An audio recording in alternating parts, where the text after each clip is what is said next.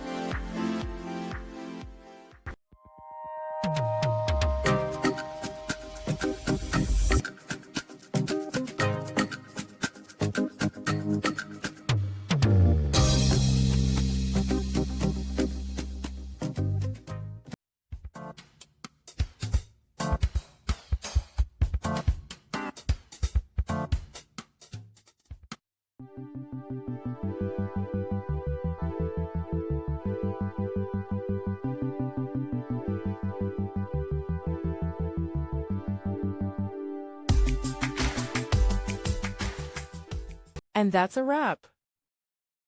I hope you found the answer you were looking for. If you did, take a second to hit that subscribe button. It really helps out. And let me know in the comments which solution worked best for you. See you next time in the debug zone.